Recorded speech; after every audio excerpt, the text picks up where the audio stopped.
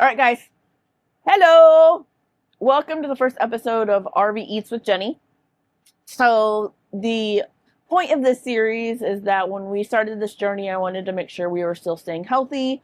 Um, and as we all know, eating out is expensive these days. So, I wanted to do a series where I could show you simple, easy recipes that we can do here in the RV.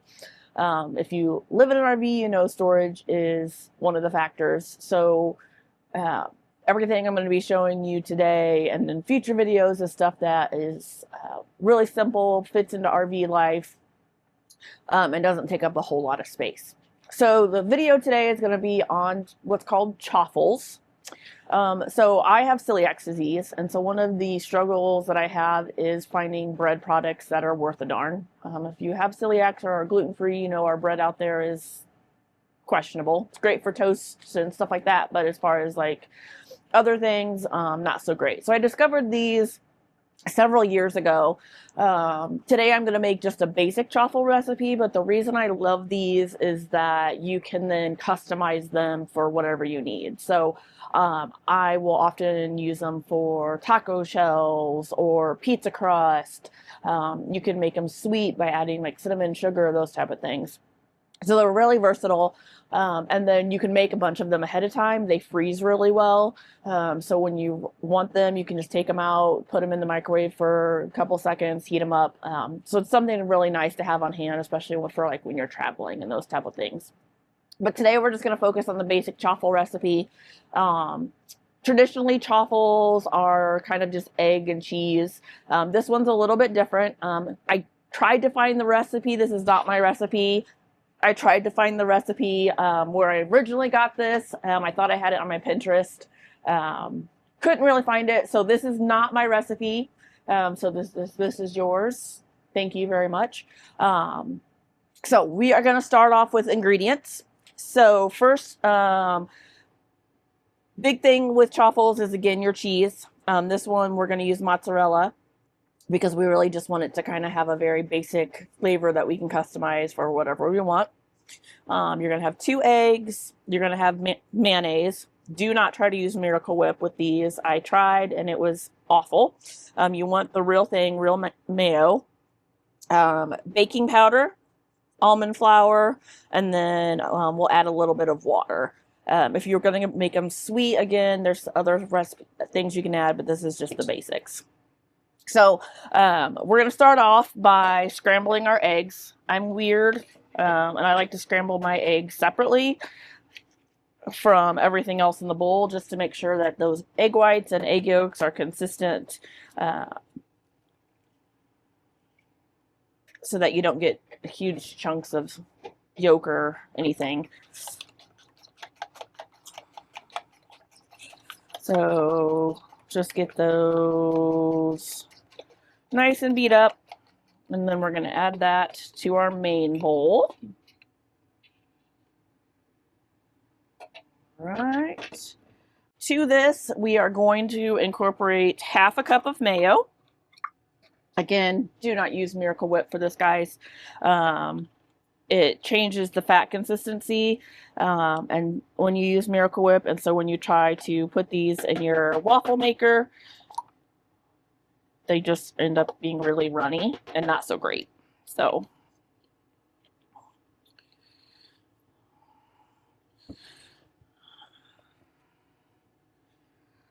add that in.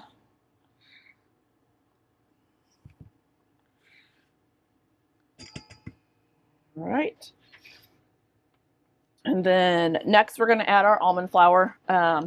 It's really important when you do recipes with almond flour that you get the super fine version. If you get just a regular kind of more almond flour that's not super fine ground up, you do get kind of that chunky, nutty texture that gluten-free products are known for. So make sure that it's super fine. This one I always get from Aldi's. It's super cheap. Stores really well. So we are going to add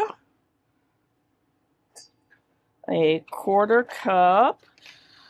And unlike regular flour, you don't have to worry about the whole like scooping it in and leveling. You just dump your thing in there. And then it calls for just a couple of tablespoons extra, so I just kind of guess. Throw that in there. And then you are going to add a half a teaspoon and a little extra of baking powder.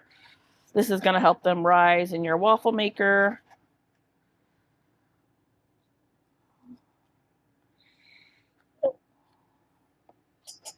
And add just a tiny bit extra. Technically, I'll have the recipe in the comments. But if anybody bakes, you know, you just kind of sometimes wing it. So at this point, what I like to do is go ahead and mix everything with a whisk, get everything nice and incorporated. Make sure the almond flour particles are getting nice and moist. And then we're going to add just a touch of water. Now we do have an RV filter on our RV water source, so I'm not too concerned about it. Again, this is just going to help that almond flour kind of get some of that moisture in there. All right. And then the last ingredient is your cheese. So again, this recipe calls for mozzarella cheese. I don't know why I didn't have this open already. Traditional chaffles are going to call for more of a cheddar cheese. But this one, the mozzarella, it gives it the flavor, but it makes it again so that you can customize it how you want and it's not an overbearing. So we're going to add a full cup of mozzarella. Now I like to add the mozzarella at the end just to make sure, again, all the ingredients previously are getting incorporated really well. So to the side. And again, just give that one good stir. All right. Now, we're going to let this sit for a couple minutes. Again, whenever you use almond flour, you want to give it time to absorb that moisture. It's not like regular flour. So we're going to let that just sit there for a minute. Next, we're going to come over to the next important tool for these is your waffle maker. So this one is the Dash waffle maker that you can change out the plates.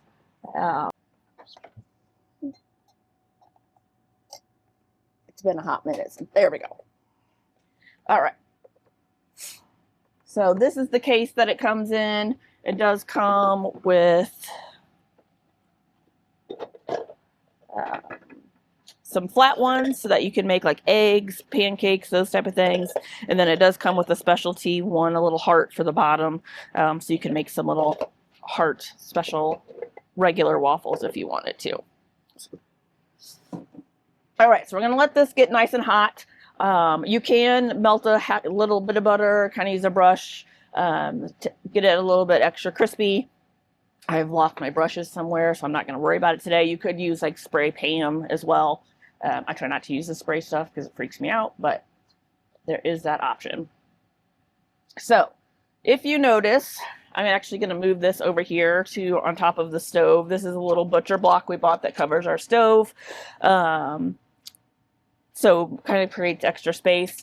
But if you notice, I'm putting on top of parchment paper. The reason for that is it never fails. The first couple, I always put way too much in there and it splooges out everywhere. So, but typically, when you measure these out, you're going to use just a little bit shy of 1/3 of a cup. I have tried to use your kind of baking scoops before, and with the cheese, it just doesn't work. So I found the measuring cup works the best.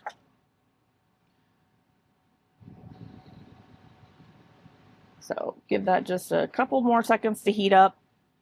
Again, I've used these for pizza crust, so if I'm going to do that, I'll add some Italian or pizza seasoning into the batter before I cook them. I've used them for taco shells, so I'll add in like taco seasoning to the batter before cooking. That's very versatile. You can use it for many, many different things. All right.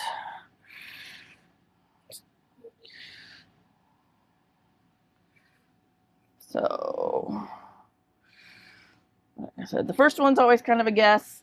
Like I said, just a little bit short of 1/3 of a cup. Place it in the bottom.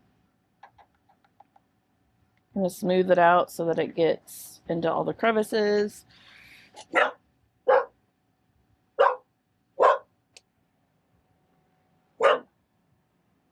And then we're just going to shut it and let it cook for 3 or 4 minutes.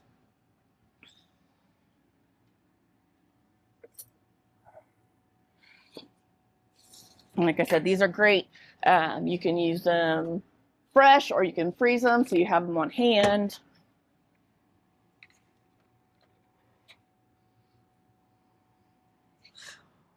And you'll start to notice as it's cooking, the lid rises up a little bit. That's totally fine. I'm actually surprised it's not falling out everywhere because that's typically what happens to me during the first ones. So a little bit of the batter is coming out. It happens. Again, every time you make them, it's going to be a little bit different consistency as far as the cheese and that kind of stuff goes. So after your first 1 or 2, you figure out exactly where you need to be with measuring cup. Kind of let that sit for a couple more minutes. In the comment, I will have the full recipe as well as the dash oven that I use during this. So if you're looking to get that, you can go ahead and go to the comments. Yep, still doesn't want to come loose, so we'll kind of give that. You'll know when it's done, when it really wants to kind of let loose on the top. I just usually kind of clean this off just so it's not sticking. But with the removable plates, it's super duper easy to clean up. Just let it cool, pop the plates off, put it in your dishwater, let it dry, put it back in the case. Dash does have a bigger machine that has 4 of the mini circle waffles in there. I did try to use that one time. The results just didn't come out. I felt like they just didn't cook as well, so that's why I just continue to use the single one. If I was making a bunch of these for the freezer, I have 2 or 3 of these. I would just have them lined up and keep going down the line, but I'm just making a couple for the week this week, so just got the one. Yep. Sometimes that first one takes a little bit longer because the iron isn't all the way cooked. Typically, this recipe will make anywhere from 7 to 9. Just kind of depends on how you do with your batter and how much waste you have. This light is supposed to mean something, but I think that's with regular waffles, so I never pay attention to it. Yep. Oh. Might have messed with this one too much. All right, guys. So the first one, like I said, I typically will put butter on here to help with this, but I didn't, so I'm gonna have to get some butter out. I don't have any Pam or anything like that. So the first one, of course, it's gonna have a little bit of a hole in it. I think the bottom's actually gonna stick too, because that's just my luck. Yep. All right, we're gonna pause the camera, clean this up, and I'll come back with the second one. All right, guys. So I'm back. So definitely go ahead and use butter. Typically I'd have a basting brush, but I can't find mine. So just make sure you get a little bit of butter on there. Just gonna set that over here. This one did not splooge over, so we're gonna go with, again, just kind of that little bit less. 1/4 of a cup is not enough, and a full 1/3 of a cup is too much. So shut that down. Here's my one I made. So as you can see, it comes out nice little waffle.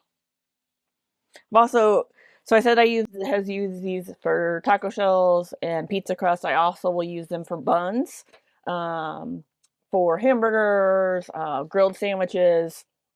They are pretty delicate, so with a bun, I typically have to use a fork. But with like a turkey and cheese sandwich, just kind of grill it on both sides, and it usually tends to be just fine. So we're gonna get through making the rest of this bowl, show you what our results are, and then go from there. All right, we've got our last one going, the last big one going into the pan. There's a little bit left. It'll make kind of a tiny little one at the end, but I really want to show you. So to get these out of the pan, there's no easy way to do it. So typically what I use is I just use a little fork, kind of pull up the one edge and pull it off. So this time around is going to make 6 full ones. Would have made a little bit more, but I forgot to butter the pan. I didn't butter the pan on the first one. And then how you store these is I simply will just use a big Ziploc bag, put a little thing of parchment paper in, put 4 on the bottom, and then put the other 4 on the top of here, put them in the fridge or freezer. Like I said, kind of just depends if you're food prepping or if you're just cooking for the week. They do typically stay good for 4 or 5 days in the fridge. Anything after that, I probably would freeze them just to be on the safe side.